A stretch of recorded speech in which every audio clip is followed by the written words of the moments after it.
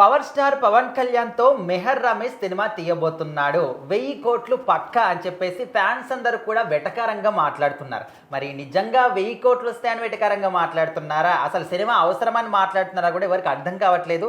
అసలు బేసికల్‌గా మాట్లాడుకుంటే నిజంగా ఈ సినిమా ముందుకొస్తుందనేది కూడా పెద్ద డౌట్ అన్నమాట. మరి ఏం చెప్తారు?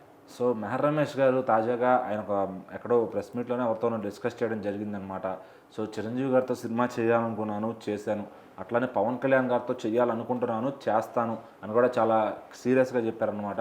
సో అప్పటి నుంచి కూడా పవన్ కళ్యాణ్ గారి ఫ్యాన్స్ అందరికీ ఒక భయం పట్టుకుంది.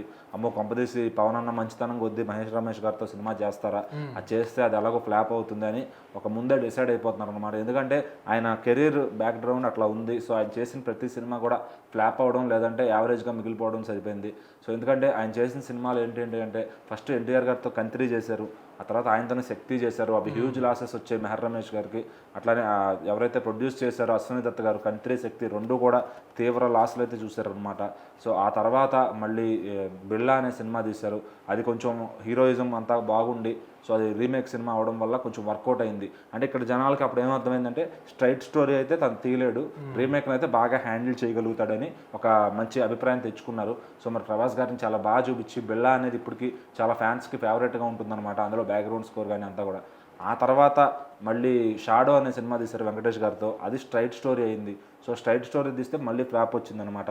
సో తర్వాత మళ్ళీ చిరంజీవి గారు బోలాశంకర్ ఆఫర్ ఇచ్చారు. ఎందుకంటే మన ఇంట్లో పెరిగిన కుర్రాడు, మనకు బాగా బంధువు అని చెప్పి. సో అట్లా ఇస్తే ఎలా ఉంటుంది అనేది మరి బోలాశంకర్ చూస్తే అది కూడా ఫ్లాప్ అయింది. కానీ సినిమా ఫ్లాప్ అయినా ఏ హీరోలకి మాత్రం లుక్స్ విషయంలో కాంప్రమైజ్ కాకుండా కెరీర్ బెస్ట్ లుక్స్ అయితే ఇచ్చారనమాట. అంటే మెహర్ రమేష్ గారికి డైరెక్షన్ కానీ స్క్రీన్ ప్రజెన్స్ చూసుకోవడం కానీ అంతా బాగా వచ్చు. అందులో మాత్రం నెంబర్ 1గా ఆయన స్కిల్స్ ఉన్నాయి. కానీ స్క్రీన్ ప్లే రాయడంలో కానీ కథను చెప్పడంలో కానీ ఆయన విఫలం అవుతున్నారు.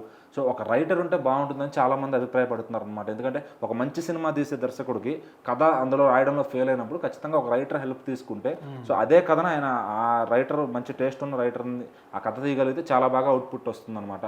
సో ఇప్పుడు పవన్ కళ్యాణ్ గారితో తీసినా ఎవరికి ప్రాబ్లం లేదు, కానీ కాకపోతే భయపడుతున్నారు. ఎందుకంటే మళ్ళీ సొంత కథ వస్తాడేమో, సో అది చెడగొడతాడేమో అనే ఒక విధంగా.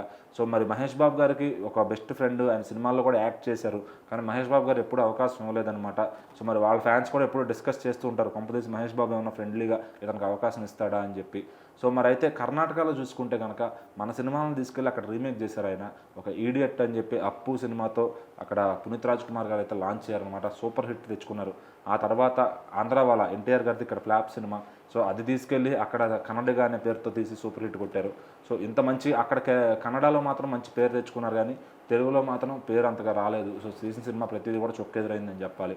సో మళ్ళీ ఇప్పుడు పవన్ కళ్యాణ్ గారితో తీస్తే ఖచ్చితంగా ఫ్లాప్ అవుతుందేమో అని ఫ్యాన్స్ అయితే బాధపడుతున్నారు. సో మరి ఆ రైటర్ ఎవరన్నా ఇప్పుడు త్రివిక్రమ లాంటి వాళ్ళు ఎవరో ఒకళ్ళు రాసి ఆయనతో సినిమా తీపిస్తే మాత్రం అది ఖచ్చితంగా సక్సెస్ అవుతుందని చాలామంది నమ్ముతున్నారు. సో మరి కొంతమంది ఇంకా ఆటోమేటిక్గా 1000 కోట్లు రావచ్చు అని సెటైర్లు కూడా వేస్తున్నారు అనమాట. సో మరి ఇక్కడ పవన్ కళ్యాణ్ గారితో చేస్తారా లేదా అనేది టఫ్ టాస్క్. ఎందుకంటే పవన్ కళ్యాణ్ గారు ఇప్పుడు ఏ సినిమాని సీరియస్గా తీసుకోవట్లేదు. మరి ఇలాంటి టైంలో అతనికి ఛాన్స్ ఇచ్చాడంటే మరొక ఫ్లాప్ తీసుకోవడం ఖాయంగా ఫ్యాన్స్ అయితే భావిస్తున్నారు.